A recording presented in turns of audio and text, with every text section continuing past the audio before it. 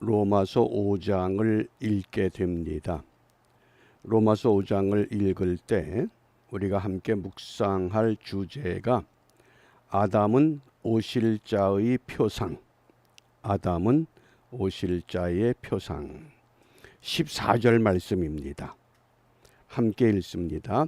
그러나 아담으로부터 모세까지 아담의 범죄와 같은 죄를 짓지 아니한 자들 위에도 사망이 왕노릇하였나니 아담은 오실 자의 표상이라. 아멘.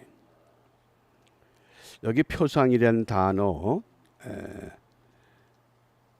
그 헬라어 성경의 투포스라는 단어인데 우리말로 번역하면 모형, 그림자, 거울 그런 뜻입니다. 그러니까 아담은 오실 자, 예수님의 모형이다. 아담은 예수님의 그림자다. 아담은 예수님의 거울과 같다. 그런 뜻입니다. 이 로마서의 우리가 흐름을 잘 기억해 주셔야 됩니다. 로마서의 주제는 우리가 잘 아는 대로 이신득의 믿음으로 의롭게 된다. 믿음으로 얻는 의입니다. 1장에서는 먼저 복음에 대한 정의를 말씀합니다. 복음은 우리 주 예수 그리스도시다. 그게 복음입니다. 그리고 이어서 이방인들의 죄에 대해서 다양한 죄를 소개했습니다. 그리고 2장에서는 유대인의 죄에 대해서 언급합니다. 그리고 유대인은 어떤 사람이 유대인이냐? 율법과 할례 언약을 받은 백성, 율법과 할례 언약을 받은 백성이다. 그리고 3장에서는 이방인들의 죄와 유대인들의 죄를 다 합쳐서 결국은 모든 사람이 죄인이다. 모든 사람이 죄를 지었기 때문에 하나님의 영광에 이를 수 없다.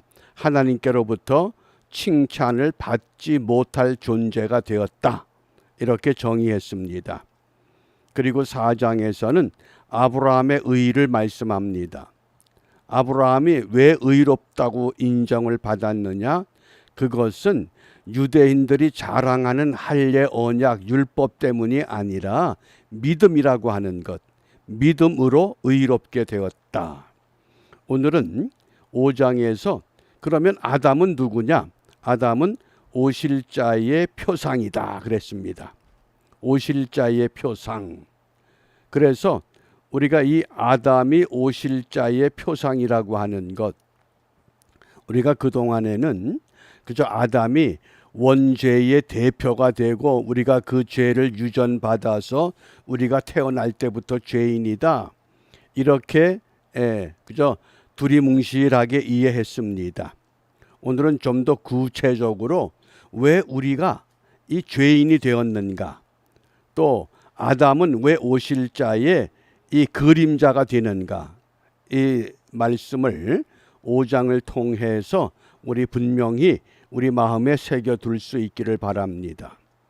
우리 창세기 3장 6절입니다. 말씀을 함께 읽습니다. 여자가 그 나무를 본즉 먹음직도 하고 보암직도 하고 지혜롭게 할 만큼 탐스럽기도 한 나무인지라.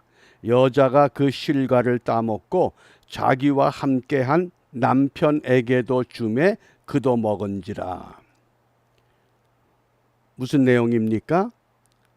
아담이 선악과를 따먹었습니까? 하와가 선악과를 따서 아담에게 주었습니까? 아담은 받아먹은 겁니다.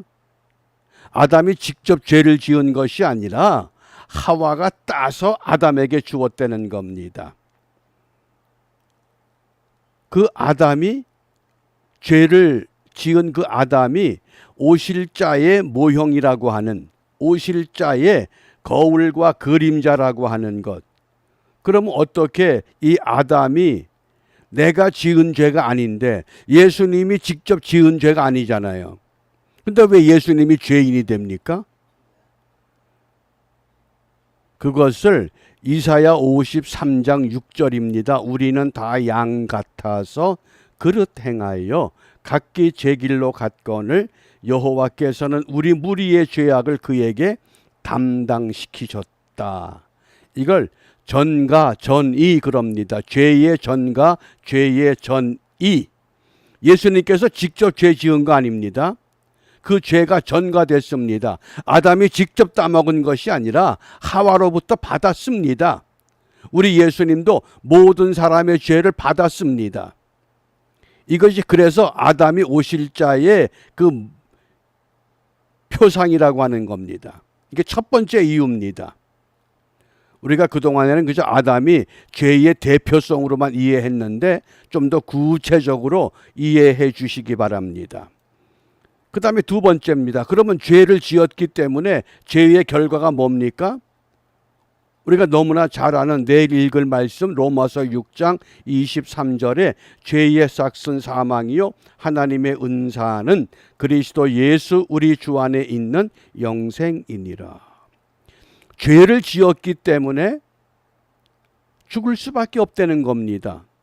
그런데 창세기 5장 4절 5절 말씀에 아담이 셋을 낳은 후 800년을 지내며 자녀를 낳았으며 그가 930세를 향수하고 죽었더라.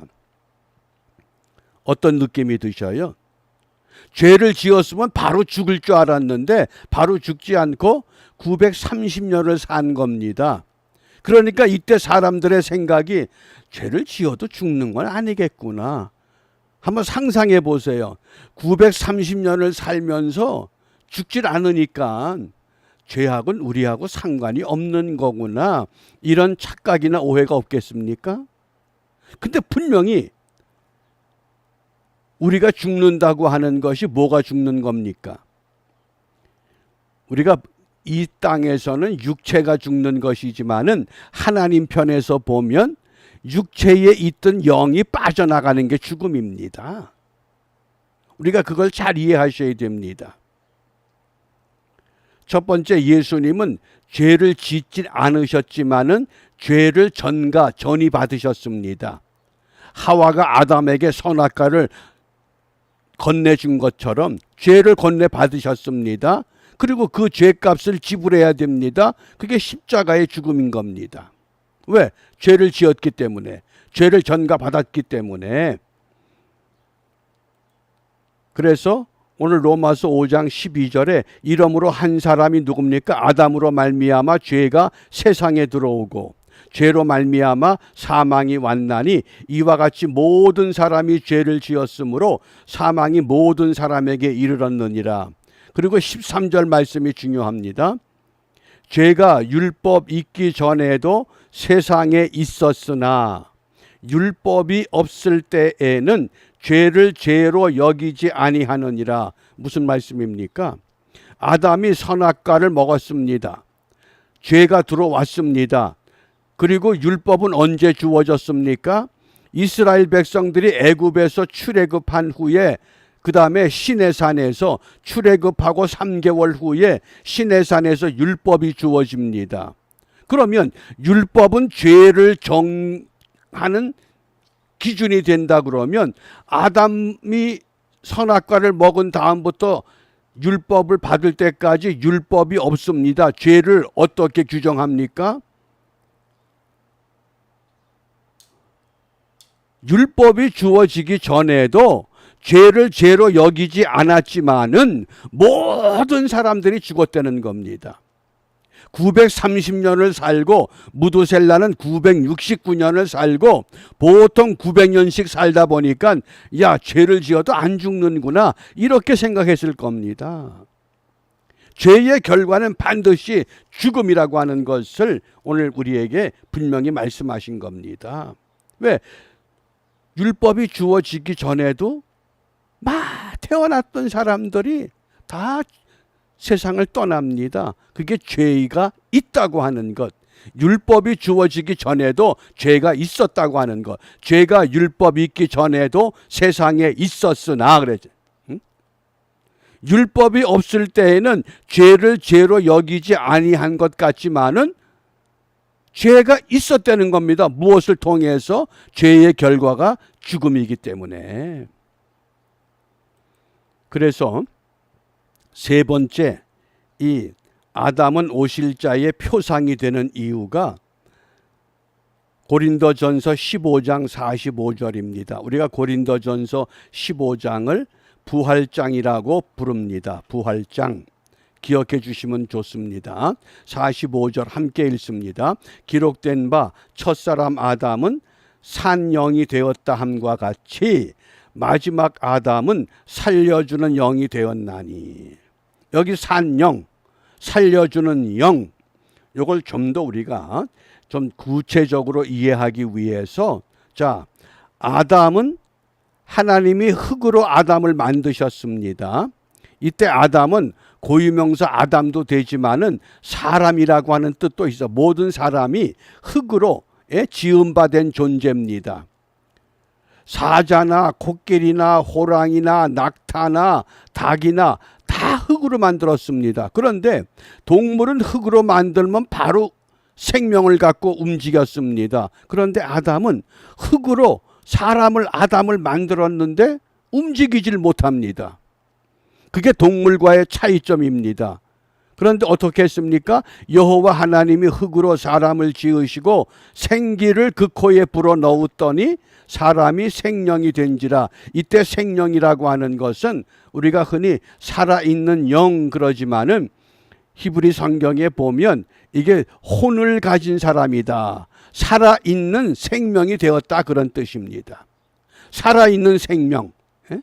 무엇 때문에? 생기가 들어가기 때문에. 그러니까 흙에 생기가 들어가면 살아있는 생명이 됩니다.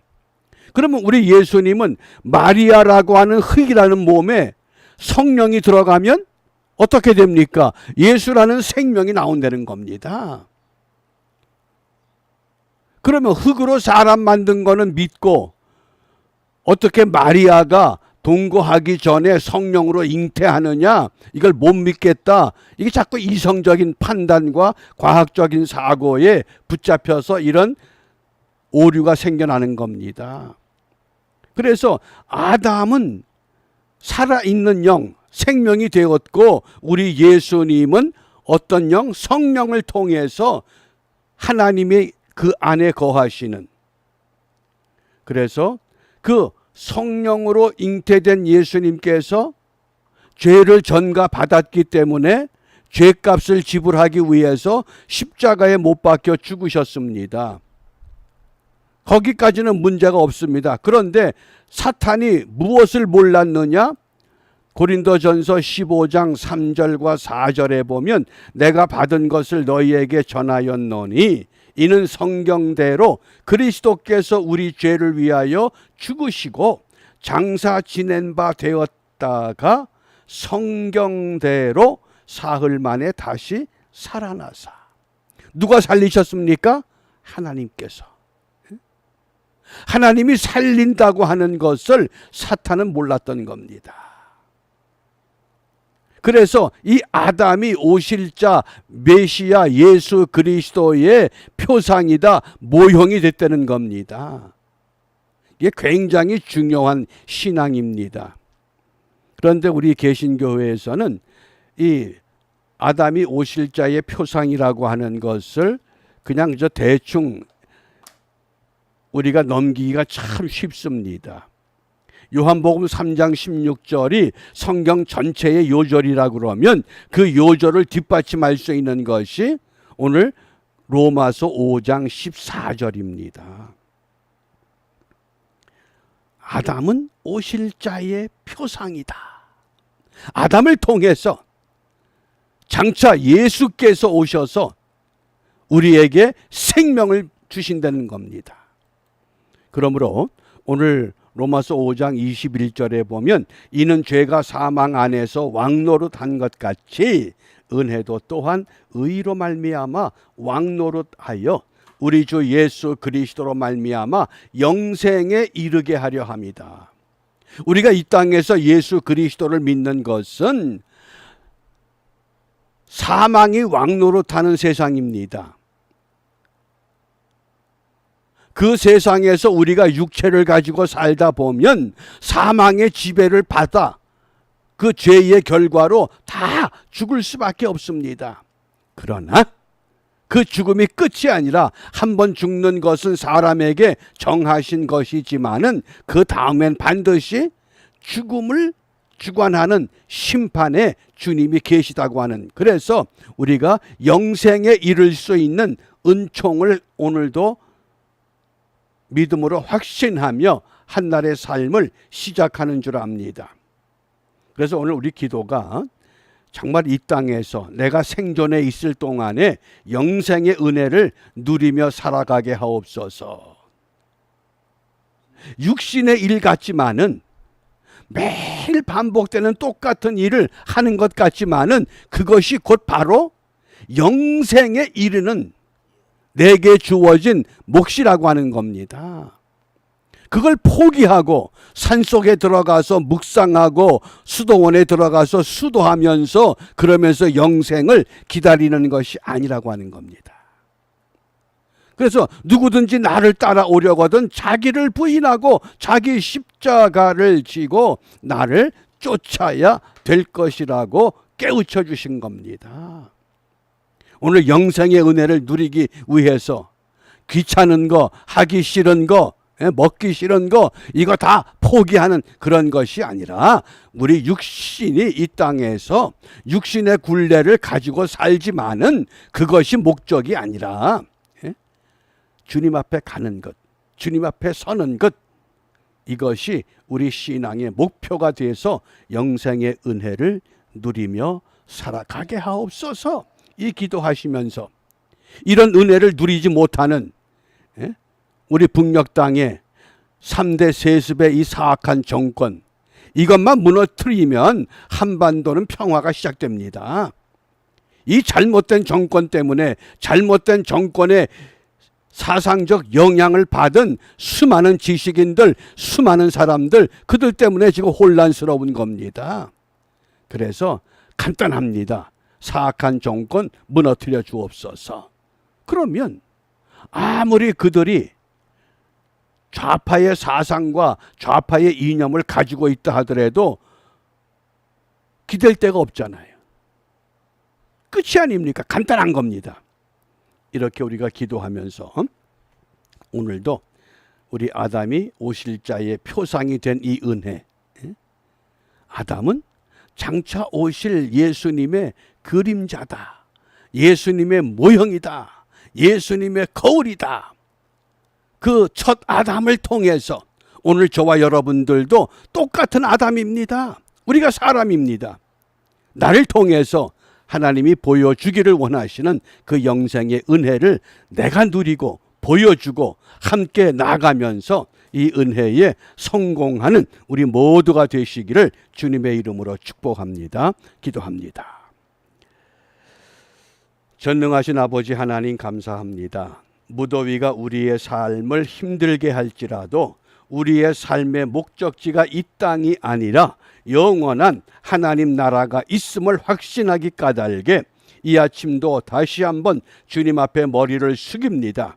비옵기는 우리 머리 들기 전에 이 땅에서 우리 각자가 맡은 자기의 일을 분명히 찾아서 그 일을 바르게 감당하며 경주함으로 말미암아 영생의 은혜를 누리게 하여 주시고, 이러한 아름다운 믿음의 모습들 까닭에 이 땅에 믿음 없는 사람들, 그들도 이 무더위 속에서 믿음이 있는 것과 없는 것의 차이가 무엇인지를 깨닫고 발견하여 우리 다 함께 하나님 앞에 머리 숙일 줄 아는 경건한 하나님의 백성들의 반열에 저희들을 인도하여 주시옵소서. 특별히 비옵기는 북녘 땅의 사악한 정권, 우리 주님께서 도말하여 주시고 물리쳐 주시고 무너뜨려 주셔서 혼탁한 한반도 땅에 참 자유와 참 평화와 참 복음이 바르게 세워지는 은혜가 속히 회복될 수 있도록 인도하시고 축복하여 주시옵소서.